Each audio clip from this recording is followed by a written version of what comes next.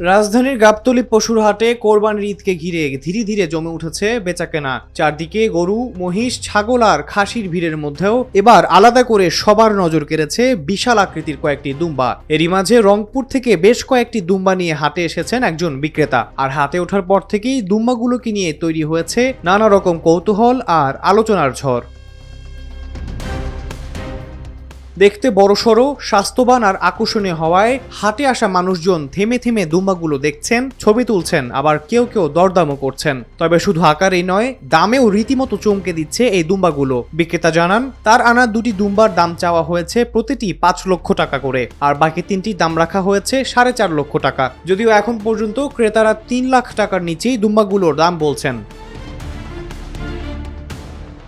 বিক্রেতা জানিয়েছেন, অনেকে এসে দাম দর করলেও এখনও তিনি মনমতো কোনো দাম পাননি। আশা করছেন ঈদের সময় ঘনিয়ে এলে আরো ভালো দাম পাওয়া যাবে। তিনি আরো জানান, এসব দুম্বা বিশেষভাবে লালন পালন করে পরিচর্যা করতেও অনেক খরচ হয়েছে তার, তাই স্বাভাবিকভাবেই তিনি ভালো দাম আশা করছেন।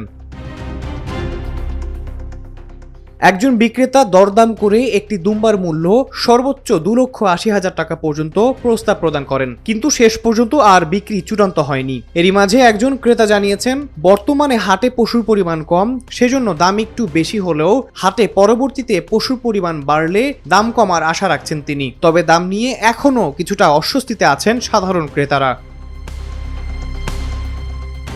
এদিকে ঈদ ঘনিয়ে আসার সঙ্গে সঙ্গে গাবতলীর হাটেও বাড়ছে পশুর সরবরাহ, যা দেখতে অনেকে পরিবার নিয়েও পশু দেখতে আসছেন। কিন্তু এই মুহূর্তে গাবতলীর হাটে সবচেয়ে বেশি আলোচনায় রয়েছে রংপুর থেকে আসা এই বিশাল আর দামি দুম্বাগুলো। এরই মাঝে কেউ কেউ মজার ছলে বলছেন, দাম শুনে মনে হচ্ছে ছোটখাটো একটি গাড়ি কেনা যাবে। তবে সবকিছুর পরেও কোরবানি ঈদের আমেজে জমে উঠতে শুরু করেছে রাজধানীর সবচেয়ে বড় এই পশুর হাটটি। এখন দেখার বিষয়, শেষ পর্যন্ত এই লাখ টাকার দুম্বাগুলো কি সত্যিই ক্রেতা পায়, নাকি শুধু গাবতলীর হাটের আলোচনার কেন্দ্রবিন্দু হয়েই থেকে যায়। আহমাদ ইমতিয়াজ, নিরপেক্ষ। নিরপেক্ষ, সত্য প্রকাশে আপোষহীন।